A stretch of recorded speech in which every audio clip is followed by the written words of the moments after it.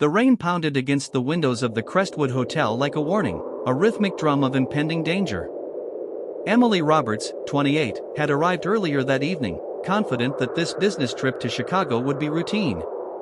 She had double-checked her itinerary, her hotel booking, her travel documents. Everything was in perfect order. But as she approached room 309, she noticed something subtle. The hallway smelled faintly of mildew, mixed with a scent she couldn't place, metallic, sharp, almost like blood. Emily shook her head. Just tired, she told herself.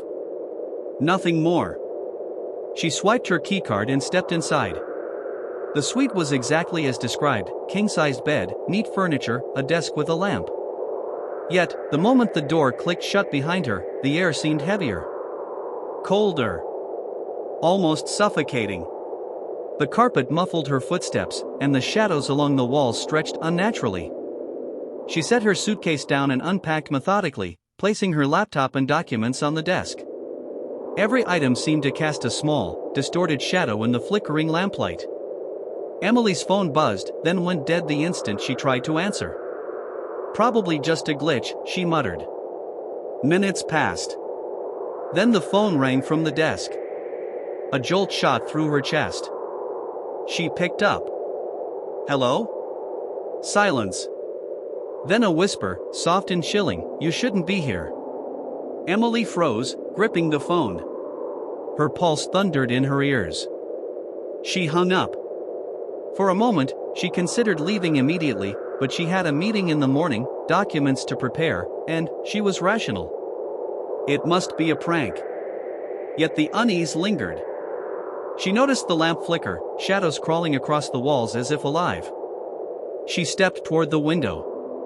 Rain streaked down the glass in thick rivulets, city lights blurring into a watery haze. A cold draft brushed her neck, though all windows were closed. Emily's hands trembled as she tried to focus on her work. She opened her laptop. The screen flickered on by itself. Documents she hadn't saved appeared, open, as if someone had been using it. The desk drawer she had locked clicked open slowly. Her breath quickened. Then she heard it, the softest scrape, like nails against wood, coming from the corner of the room behind the door. Emily's mind raced. Stay calm, stay calm.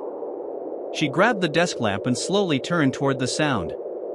The shadow in the corner seemed to shift, then vanished.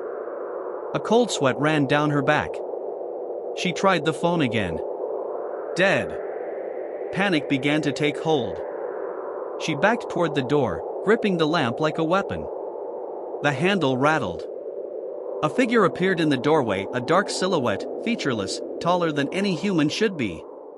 It advanced slowly, deliberate. Emily swung the lamp. The figure recoiled. She ran toward the stairwell, her shoes slipping on the carpet, heart pounding, lungs burning. Every step echoed in the corridor. The lights flickered, the shadows dancing mockingly. Downstairs, the front desk clerk stared as Emily burst through the lobby. Rain drenched her, hair plastered to her face. Room 309, something's wrong, she gasped. The clerk paled. Room 309? No one, it's been empty for months. You shouldn't have been there. Emily fled into the stormy night. Police were called. Officers investigated room 309. The room appeared empty. No footprints.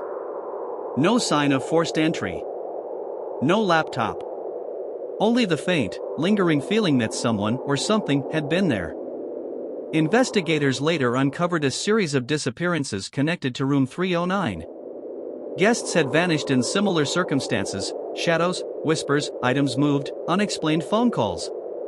Some claimed they heard voices or saw figures watching them.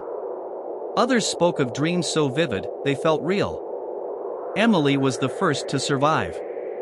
She left the city, never returned, but her story circulated online, forums buzzing with speculation. Room 309, they say, waits for the next unsuspecting traveler to check in, to open the door, to step into the shadow that lingers behind every corner. Some mysteries remain unsolved. Some doors should never be opened. And some rooms, like room 309, are patient, infinitely patient. Weeks later, Emily received a single envelope in the mail. No return address. Inside was a photograph, blurry, grainy, but unmistakable. It was her, asleep in room 309, the shadow standing silently in the corner, watching. She never opened the hotel website again. She never spoke publicly about what happened. But every time she closed her eyes at night, she could hear the whispers, "You shouldn't be here." The legend of room 309 became a cautionary tale, for travelers, for hotel staff, and for anyone who believes a routine stay is ever truly routine. Some stories are too terrifying to ignore. Some mysteries are meant to linger forever. And room 309 waits.